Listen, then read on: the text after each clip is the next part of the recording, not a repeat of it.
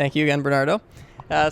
These questions we have are just ones that our team kind of came up with, as I mentioned, that we just always wanted to ask you. So the first one is, since you say, and rightly so, that metaphysics is not complete, how do you see it being expanded? Metaphysics not complete.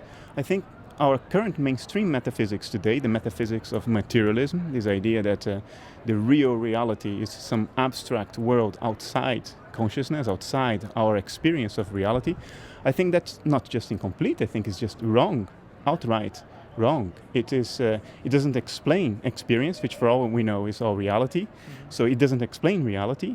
And it is extraordinarily inflationary. It makes inferences and postulates that are not necessary. It's like a flying spaghetti monster. So I would go much further than to say that materialism is incomplete. It's just wrong. That's incredible. I've never heard that, being compared to a flying spaghetti monster. I like that. I like that reference.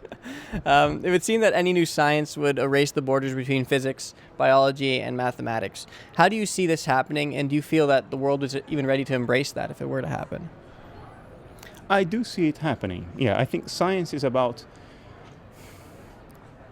measuring and modeling the patterns and regularities of nature. Science it can be metaphysically neutral. Science does not need a chosen ontology. It doesn't need to assume a certain explanation for the ultimate nature of things, like what is matter ultimately, what is energy ultimately. Science can content itself, and that's the power of science, that's the scope of science in my opinion, with just measuring and modeling the patterns and regularities of nature, whatever their ultimate reality is. This allows us to predict things, this allows us to develop technology, to predict events, and from that perspective, I think it is entirely possible that science may evolve into a more complete model of reality that will encompass physics and the functional and structural aspects of biology. In other words, what we can observe of biology from the outside. That is possible. It is possible we will model all that in order to make accurate predictions. Mathematics would be a tool of that science.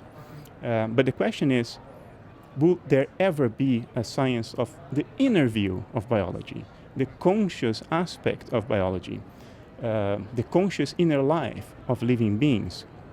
I think that is not necessarily a question of science. Science is focused on the empirical world, what can be observed, and from observation we derive models and confirm models. The inner life, your conscious inner life, is more a question of introspection. I think introspection is a much better tool. Self-inquiry, introspection, contemplation are much better tools for an exploration of our inner life, our emotions, our thoughts, our ideas, our feelings, than science, which focuses on the contents of perception. Both are experiences, but different categories of experience. Science models the contents of perception, the contents of feelings, emotions, ideas. I think it's much more amenable to introspection than scientific modeling. How about on the idea of artificial intelligence? That's where someone wants to go a little bit here. Do you feel that artificial intelligence can ever become so prominent that it holds the potential to actually be another race on this planet? Absolutely not. Absolutely not. Okay. Absolutely not. For different reasons. I mean, first we have to differentiate between artificial intelligence and artificial consciousness. Intelligence is something can be said to be intelligent if it processes information in a way that is analogous or somewhat close to the way humans process information. That does not need to come accompanied by inner experience. You can have a completely unconscious computer that processes information like a human being and therefore is very intelligent, but totally unconscious, dead, like just a glorified calculator. I think artificial intelligence will progress much more than where it is today. But artificial consciousness is a delusion. It's a mistake of categories. Consciousness cannot be created because it's what there is. It's the framework where creation happens. When we set ourselves out to create consciousness, who is it that is setting out to create consciousness? It is consciousness. Create what?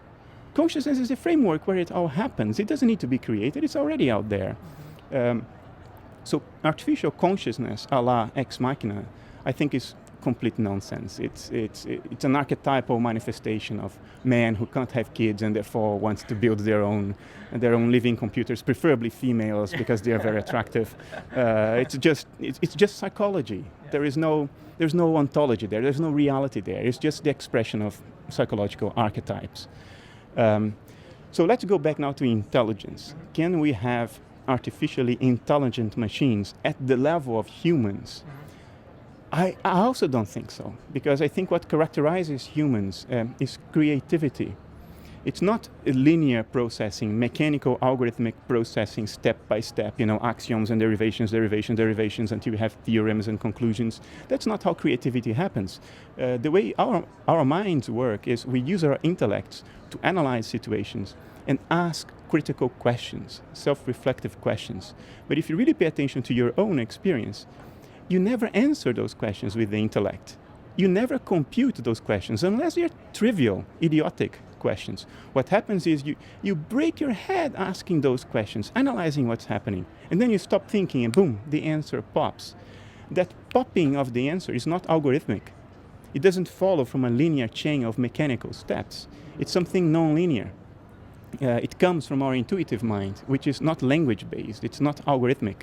And I don't think computers can ever emulate that.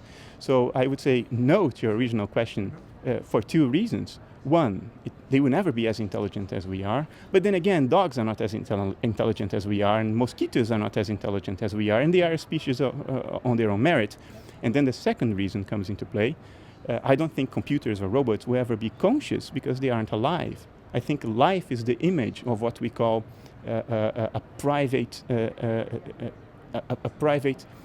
stream of inner experience. The image of that process is life. And to the extent that computers and robots aren't alive, they don't have a stream of private inner experience. They are not conscious. They are in consciousness, but they are not conscious.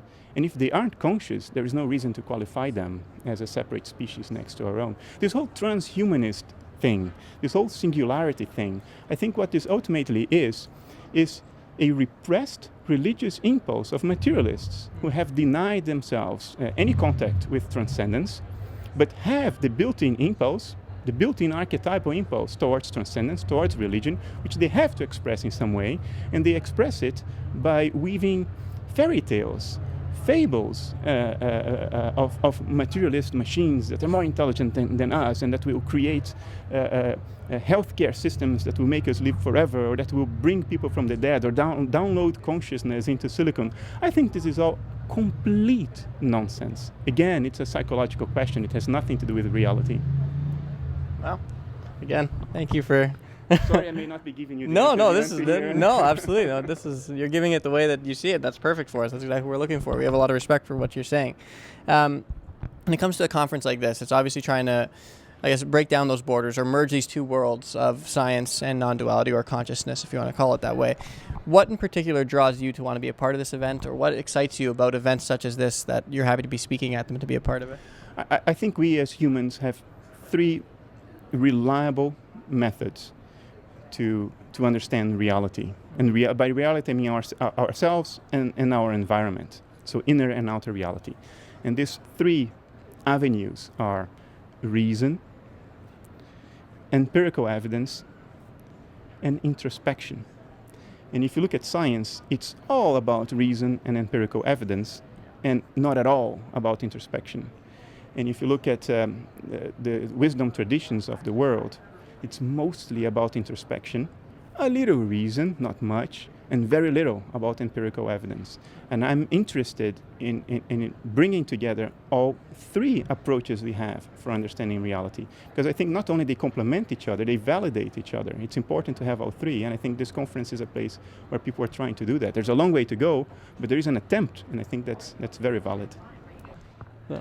Birthdays are only applicable to the body-mind, which is in time, not to the spirit, which is not in time, right? Yeah, absolutely. Thank you. Yeah, thank you so much, Deepak. Really appreciate it. Can we get some pictures?